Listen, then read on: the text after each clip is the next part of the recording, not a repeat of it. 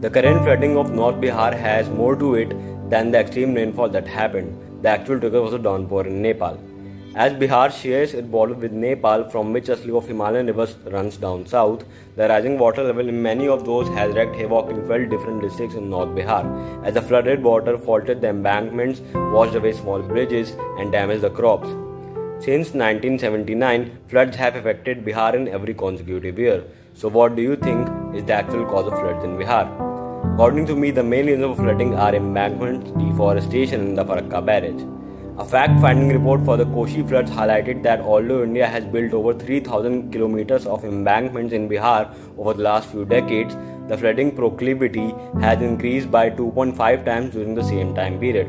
Not to mention that they failed during each major flooding event. Deforestation in the catchment area has led to increase in the silt content of the river flow.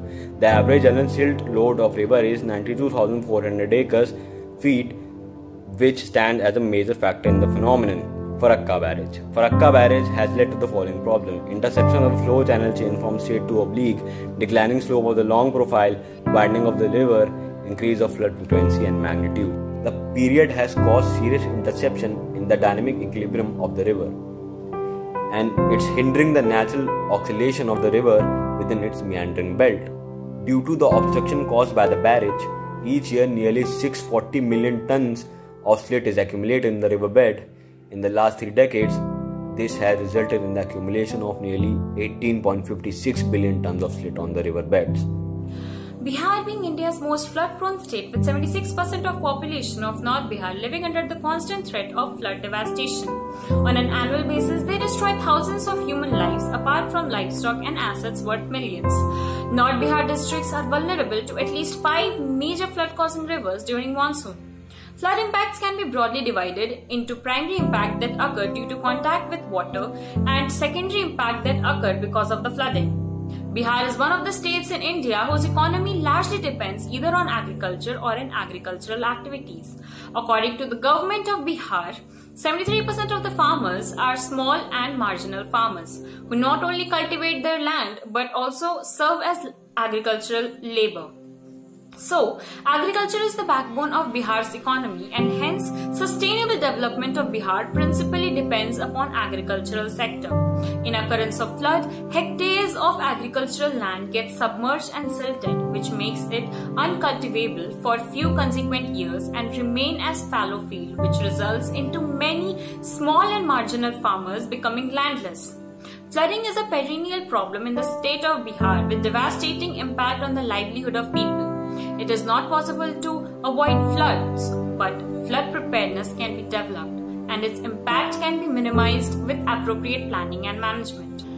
Water Resources Minister has put all officials and engineers on high alert in view of likely rains in Nepal region round the clock, and vigil is being maintained by officials. The National Disaster Response Ratio, commonly known as NDRF, its state's official has deputed their personnel in all vulnerable areas with all equipments for relief and rescue operations. The World Resources Development has urged people in flood-prone areas to use a Twitter hashtag of the department to inform or to report if there exist any visible cracks or breaches on embankments and provide any shortcomings in the flood prevention structures. This department has also launched a 24/7 call center with a toll-free number for the people to help them during floods. Lockdown at home. You must be wondering, I feel sorry for the victim, but what can I do? Well, we might not be able to directly help the victim, but we can most certainly help and support those individuals or organizations who are taking that dedicated step to bring relief to the distraught.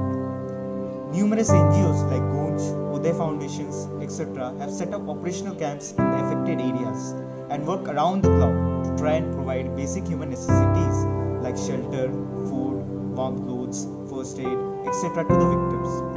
Government organizations as well as private organizations are too helping out with their utmost dedication. So we urge you to contribute as much as you can in any way possible. Donations are accepted by relief funds set up by Chief Ministers of Bihar, as well as the funds set up by NGOs. Payment can be done through Paytm or net banking.